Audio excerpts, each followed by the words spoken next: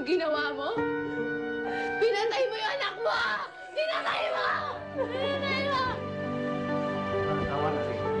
Please, intindihin mo. Para to kay Ram. Intindihin mo ang sitwasyon. Para to kay Ram. Intindihin? Ha? Alam mo ba kung ano sinasabi mo? Ikaw ang hindi makaintindi! Ang dami gustong gawin ni Ram. Sobrang dami. Alam ko, sinabi niya yun sa akin. Ang sabi niya, pagkatapos ito, magbabago na siya. Ha? Tama na, Rizzy. Matagal nang patay si Ram. Ikaw lang ang matigas sa mulo. Ayaw mo siyang itiwan!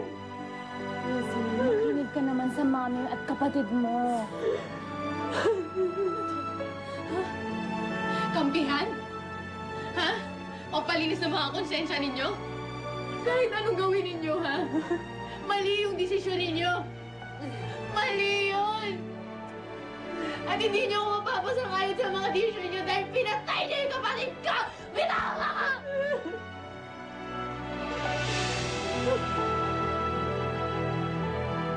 Katulad ng inaasahan, nagdesisyon na ang pamilya ni Ram Asuncion ngayong umaga. Kumpirmado na po, tinanggalan na ng life support si Ram Asuncion.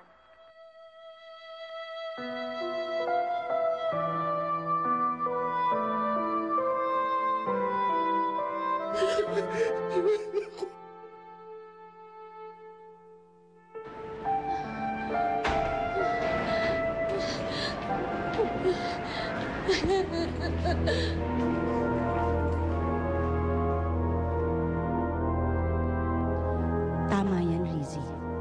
Maggalit ka sa ina mo. Dahil wala siyang kwentang tao. Nalagutan po siya ng hininga, 25 minuto, pasado alas 9.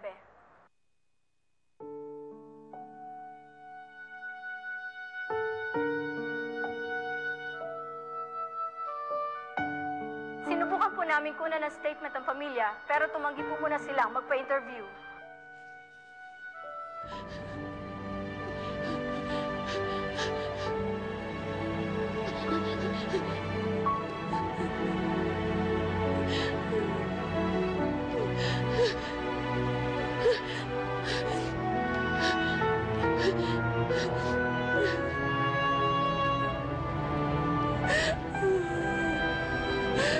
Sabi ko, wag mo ako iiwan. Sabi ko, wag mo ako iiwan. Sabi na, makasama mo. Makasama mo. Ram!